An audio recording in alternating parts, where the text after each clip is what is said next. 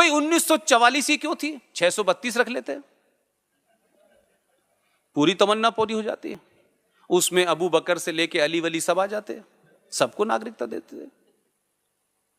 लेकिन यह सच बात है कि किसी ने पूछा नहीं, और हमारे राष्ट्र में, देश में लोगों को फुर्सत नहीं थी। जब आपको बड़े मकान और बड़ी गाड़ी खरीदने की फुर्सत थी, तब लोग इस देश के संस्थानों को दीमक की तरह खा रहे थे।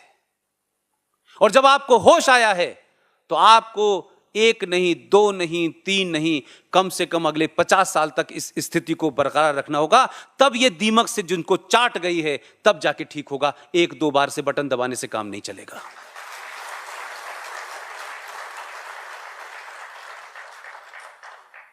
उन्नीस 1944 की डेट इसलिए रखी गई,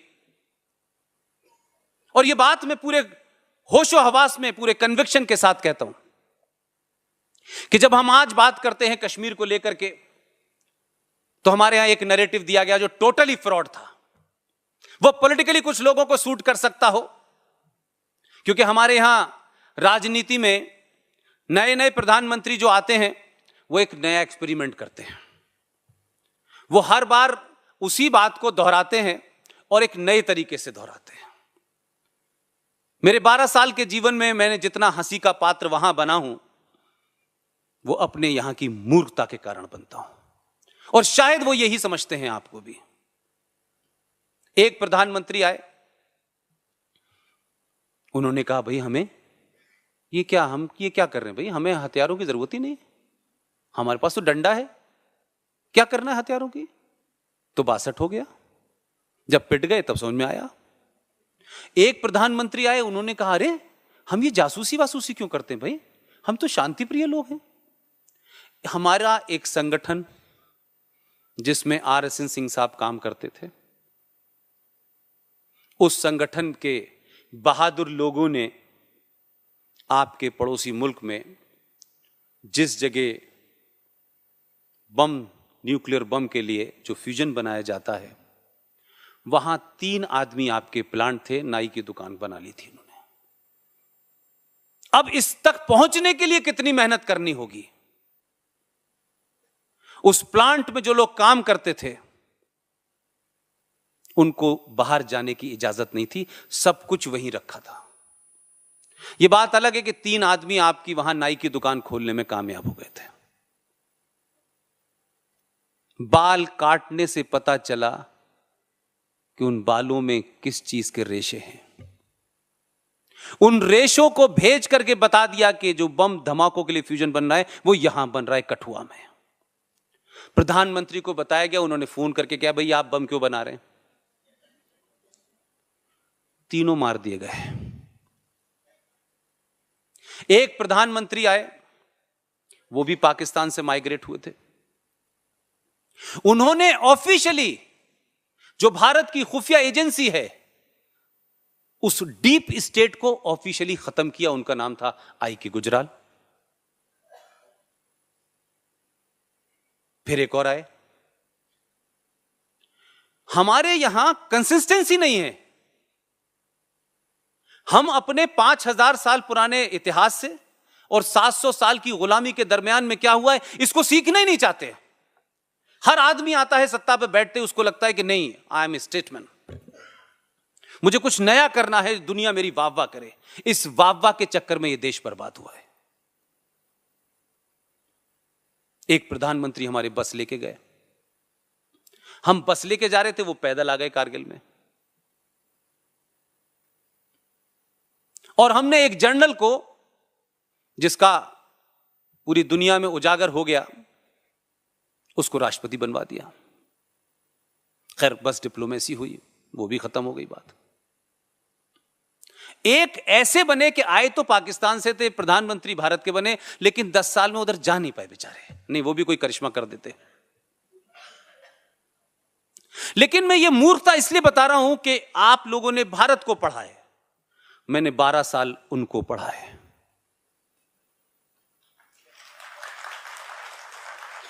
इसलिए मैं अगर जानता भी हूं तो मुझे अब इस देश को बताने में कोई गम नहीं है, क्योंकि मुझे अब उस प्रोफेशन में वापस नहीं जाना। आपको नहीं पता कि कारगिल के बाद एक बड़ा दुखद घटना घटी है, जिस कारगिल युद्ध की हम चर्चा कर रहे हैं। और यह आपके यहां तो नहीं बताया जाएगा, वहां बताया गया, गोल्डन लेटर्स में है, मिनट टू मिनट बताया गया। आप सबको याद होगा, ये तो अभी चंद साल पुरानी घटना है कि कारगिल युद्ध में परवेज मुशर्रफ का जो मैसेज था वो आपके महान सपूतों ने टेप कर लिया था। कितने बजे क्या बोला, क्या कहा, सारी वो रिकॉर्डिंग है थी। क्योंकि हमारी समस्या यह है कि हम ये मानते हैं कि जितने महान संस्कृति के लोग हम हैं, जितने आदर्शवादी हम हैं, उतने ही दूसरे लोग होंगे। और इसी गलत फहमी में हम 700 साल से गुलाम हैं और आजादी के बाद भी गुलाम हैं। आप आदर्शवादी हैं, रहिए, आपकी संस्कृति आदर्शवादी थी, उस पर गर्व कीजिए, लेकिन वर्तमान समाज आदर्शवादी नहीं है। समाज जिस किस्म का है उसी हथियार से लड़ाई लड़ी जाएगी, नहीं आप मार खाते रहेंगे। वो लोगों ने कहा कि देखिए साहब, वो पूरे देश में पता है, आपके उस वक्त के प्रधानमंत्री से लेकर के एक एनएसए थे, बहुत महान एनएसए, उनकी बड़ी चर्चा होती है। और हमारे यहां एक और बड़ी प्रॉब्लम है सर, जो मैंने पास से देखा है, मैं उसका जिक्र कर रहा हूं, बाकी आप लोग मुझसे बड़े हैं, कह सकते हैं कि किसी भी आदमी में,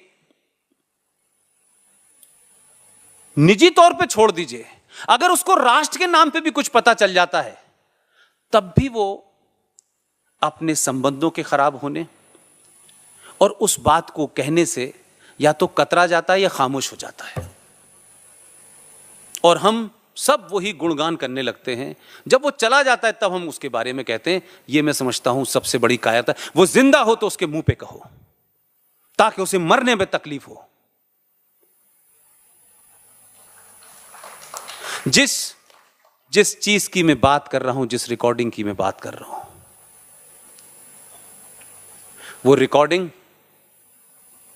आपके लोगों ने, देश की खुफिया एजेंसी ने पूरी दे दी। हमारे यहां के महान नेताओं ने अपनी अंतर्राष्ट्रीय छवि, शांति के दूत, फोन करके कहा कि देखिए साहब, हम आपको इसकी कॉपी भेज रहे हैं और इन लोगों को सजा दीजिए। जब उस मुल्क में जहां सजा देने वाली क्राइम करते हैं, उससे कह रहे हैं कि आप सजा दीजिए। हां, उन्होंने सजा दे दी, क्योंकि आपको ज्ञान जिस चीज का नहीं है उसमें भी आप एक्सपर्ट हैं। मैं दो चीजों पे बार बार फोकस करता हूं और दुनिया से सीखिए। कुछ चीजें आदमी के बदलने से नहीं बदली जानी चाहिए, वो राष्ट्र की एक पॉलिसी होती है। आज कोई समाजवादी आ गया, उसने देश की फॉरेन पॉलिसी बदल दी। आज कोई वामपंथी आ गया, उसने अपनी पॉलिसी बदल दी। आपकी डिफेंस पॉलिसी और फॉरेन पॉलिसी कंसिस्टेंट नहीं है। और अगर कोई गलती आपने कर भी ली है तो भी उसको आप सुधारना नहीं चाहते। लिहाजा इतने एक्सपेरिमेंट करने के बाद वो कैसेट गया, राष्ट्रपति के दरबार में 7 पाकिस्तानियों का उसी रात कत्ल कर दिया गया। सब आर्मी के ऑफिसर थे और एक खबर नहीं दी। सारे फैमिलीज को कंफाइन कर दिया गया, ये खबर देश से बाहर ना निकले। आपके लोगों ने राष्ट्रपति भवन पाकिस्तान में पैठ बना ली थी। वो 7 पाकिस्तानी भारत के लिए खुफिया एजेंसी की खबर दे रहे थे।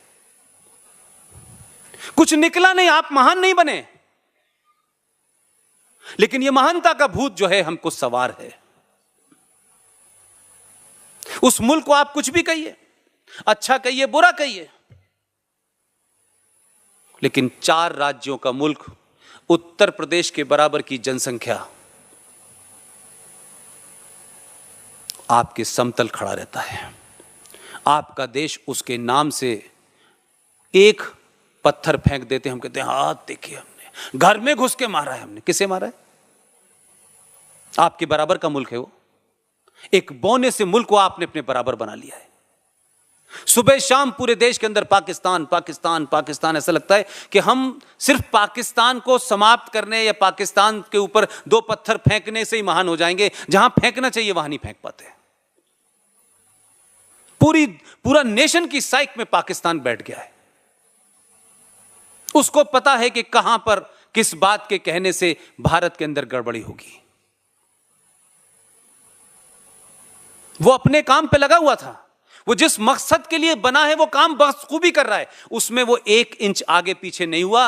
उनके यहां सेंट्रिस्ट लेफ्टिस्ट लीनिंग के भुट्टो को भी देखा हमने, और एक्सट्रीम इस्लाम को मानने वाले जियाउल हक को भी देखा, नवाज शरीफ को भी देखा, बेनजीर को भी देखा, मुशर्रफ को भी देखा, लेकिन कुछ बदला नहीं। आपके यहां बदलता रहता है। हर आदमी एक्सपेरिमेंट करता है।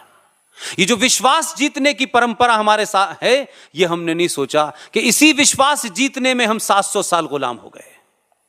पृथ्वीराज चौहान ने भी 16 बार विश्वास जीता था। गुरु गोविंद सिंह ने भी जीता था। विश्वास नहीं मिला आपको आज तक। विश्वास नाम का कवि मिल गया है दिल्ली में, लेकिन विश्वास नहीं मिल रहा। हम कब तक सब जानने के बावजूद भी इस कोशिश में लगे हुए हैं कि नहीं, पूरी दुनिया का विश्वास जीतने के बाद हम करेंगे। शांति सिर्फ शक्ति से स्थापित होती है, भीख मांगने से और हाथ जोड़ने से नहीं होती।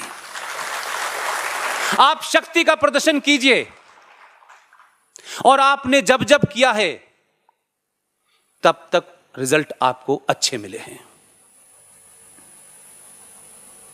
लिहाजा हम यह कहें कि हम शक्ति प्रदर्शन तो करेंगे, हम बम धमाका तो करेंगे, लेकिन हमारी राष्ट्रीय पॉलिसी अजीबोगरीब किस्म की है। हमारा राष्ट्रीय खेल है हॉकी। आपके राज्य ने बड़े सारे खिलाड़ी दिए हैं, लाकड़ा से लेके डुंग डुंग तम तमाम बड़े खिलाड़ी थे। हॉकी खेलने का जो राष्ट्रीय खेल है उसका एक ही नियम है, वो बदला नहीं पिछले कई सौ सालों से। Attack is the best defence. लेकिन राष्ट्रीय पॉलिसी हमने क्या बनाई कि पहले हमला नहीं करेंगे, पहले हमारे ऊपर करो, और हम मर गए तो ठीक है, और जिंदा रहे तो फिर हम तुम्हें जवाब देंगे। तो ये पूरी पॉसिबिलिटी मान के चलते हैं कि हमला होने के बाद हम बचेंगे तब हम जवाब देंगे, लेकिन ऐसा होता नहीं है। हमने कारगिल का युद्ध भी उसी हालात में लड़ा। हमने 65 का 71 का सारे युद्ध हमने अपनी तरफ से शुरू नहीं किए। अभी हम जिस विजय दिवस की बात कर रहे थे, सन 65 के युद्ध में तो आप हाजीपीर लाहौर में चले गए थे, हाथ जोड़ के खाली करवाया, वापस कर दिया समझौते के बाद। जब भी इस देश ने शक्ति दिखाई है, इस देश की सत्ताओं पर, व्यवस्थाओं पर ऐसे बौने लोग बैठे हैं कि उन्होंने अपने लोगों को झुका दिया। अब तो किताबें मौजूद हैं, और लिखने वाले मैं बार बार इस बात को रिमाइंड कराता रहता हूं कि लिखने वाला कोई आरएसएस का नहीं है, कोई 5 जन का एडिटर नहीं है, कोई ऑर्गेनाइजर का एडिटर नहीं है। तमाम वो लोग हैं जो बिल्कुल दूसरी बैकग्राउंड से आए हैं, और वो भी आज सच लिख रहे हैं।